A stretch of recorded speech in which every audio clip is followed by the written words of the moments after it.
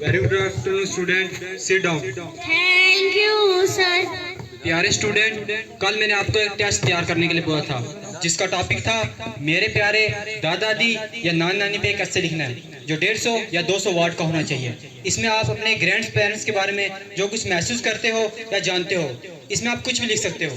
जो कुछ आप लिखोगे वो सच्चाई पे होना चाहिए, ना कि किताब से रटा हुआ। आप सब स्टूडेंट तैयार है? Start writing.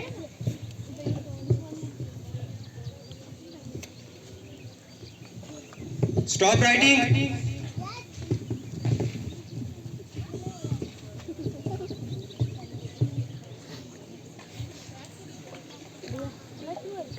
ओए बैठ जाओ ना, सुनते नहीं आप?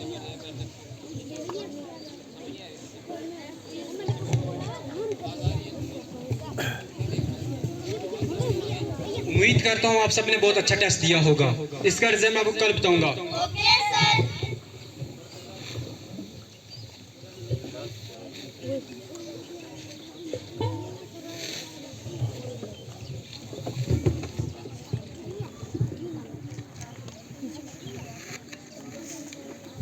मैं कम सर।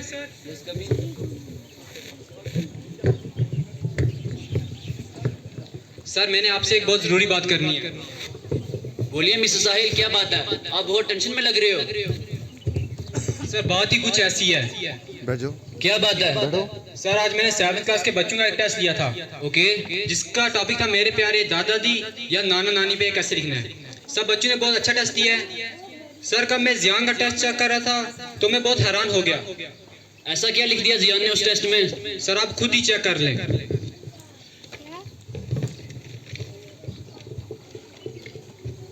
मेरे प्यारे दादा दादी, मेरा नाम जियान है। मैं 7वीं जमात का तालिब इल्म हूँ। मैं अपने दादा दादी से बहुत प्यार करता हूँ और वो भी मुझसे बहुत प्यार करते हैं। मेरी दादी मुझे राजा, रानी और परियों की कहानी सुनाते हैं और मेरे दादाजी मुझे पापा की बचपन की शरारतों के बारे में बताते हैं। वो कहते हैं पापा बचपन में बिल्कुल मेरे तरह हुआ करते थे, नटखट और शरारती।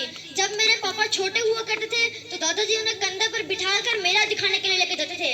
जब कभी खेलते खेलते मेरे पापा जी गिर जाते तो दादाजी उन्हें गोद में उठाकर प्यार करने लग जाते और वो चुप हो जाते। लेकिन आज जब मेरे दादाजी को पापा के सहारे की जरूरत है तो वो अपने फर्ज और जिम्मेदारियों से पीछे हट रहे हैं। मेरी माँ अक्सर मेरे दादा दादी को कोसती रहती है और वो कहती है कब ये बूढ़ा और बूढ़ी मर जाएंगे तो मुझे सुकून मिलेगा। मेरी माँ ना तो उन्हें वक्त पर खाना देती है और ना ही दवा। मैं पिछले 1 साल से अपने दादा दादी के कमरे में नहीं गया क्योंकि मेरा उनके कमरे में जाना या उनसे बात करना मेरे अम्मी अब्बू को पसंद नहीं है। मेरे पापा कहते हैं कि दादा दादी पुराने जमाने के हैं और उनकी सोच भी पुरानी है। अगर मैं उनसे बात करूंगा या उनके कमरे में जाऊंगा तो मेरी सोच भी पुरानी हो जाएगी और मैं जिंदगी में कभी आगे नहीं बढ़ पाऊंगा। मैं अपने दादा दादी के साथ रहना चाहता हूँ और उनसे बहुत प्यार करता हूँ। आई लव यू दादा दादी।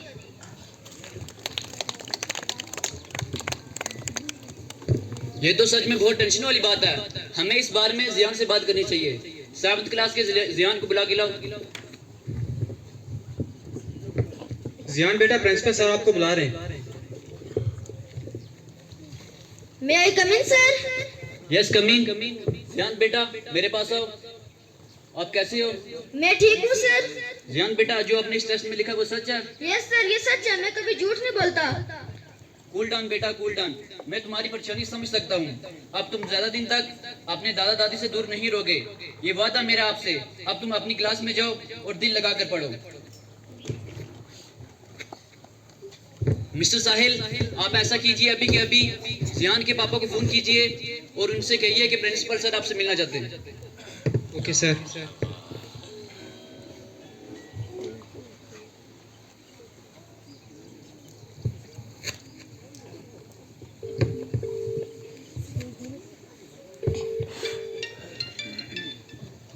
हेलो, कौन?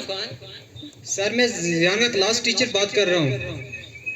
प्रिंसिपल सर ने आपको अभी स्कूल बुलाया है। क्या सर कोई टेंशन की बात है? नहीं सर, टेंशन की बात नहीं, आप सिर्फ स्कूल आ जाएं। ठीक है सर, मैं छुट्टियों से पहले पहले स्कूल पहुंच जाऊंगा। Okay sir, thank you.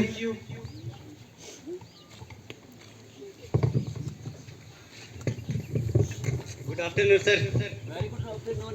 आइए आइए मिस्टर मुश्ताक, ये क्या बात सर, आपने हमें बुलाया?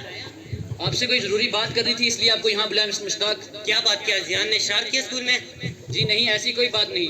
दरअसल हमारे स्कूल में एक नया रूल बनाया गया है जिसके बारे में आपसे बात करना जरूरी था। आज के बाद आप अपने बेटे के साथ हिंदी और उर्दू में बात नहीं करेंगे, क्योंकि आपका बेटा इंग्लिश मीडियम स्कूल का स्टूडेंट है। अगर आप उससे इंग्लिश के अलावा और किसी जबान में बात करोगे तो वो इंग्लिश नहीं सीख पाएगा।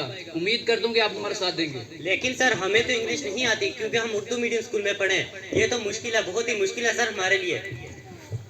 मुश्किल तो है लेकिन नामुमकिन नहीं। अगर आप कोशिश करें तो थोड़े दिन में इंग्लिश बोलना सीख जाएंगे, लेकिन तब तक आप उससे बात नहीं करेंगे, because rule is equal for all. Sir हम मानते हैं कि हमें इंग्लिश नहीं आती, इसलिए हमने अपने बच्चे को स्कूल में दाखिला कराया ताकि वो हमसे बेहतर एजुकेशन हासिल कर सके, जिंदगी में कामयाब इंसान बन सके। सर इसका मतलब यह नहीं है कि हम सिर्फ इसलिए बात करना बंद कर दें कि हमें इंग्लिश नहीं आती। ये तो बहुत ही गलत बात है सर, आखिर वो हमारा खून है। बिल्कुल सही कहा आपने मिस्टर मुश्ताक। हर माँ बाप की यही सोच होती है कि उनकी औलाद उनसे आगे निकल जाए और अपनी जिंदगी में कामयाब हो जाए।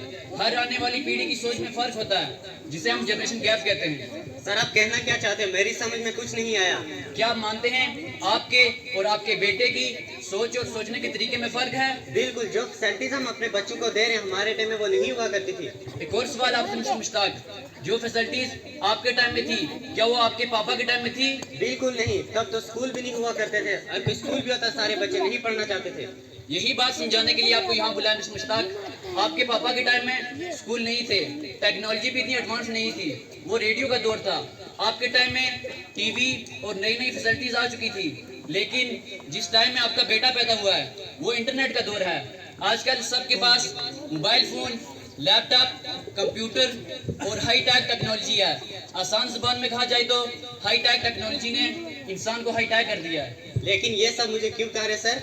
दरअसल हमने बच्चों को एक टेस्ट कंडक्ट किया था जिसमें उन्होंने अपने ग्रैंड पेरेंट्स के बारे में लिखा था, लेकिन जो आपके बेटे लिखा उसने मुझे अंदर तक जोड़ दिया। इसलिए आपको यहाँ बुलाया, आप खुद ही पढ़ लीजिए मिस्टर।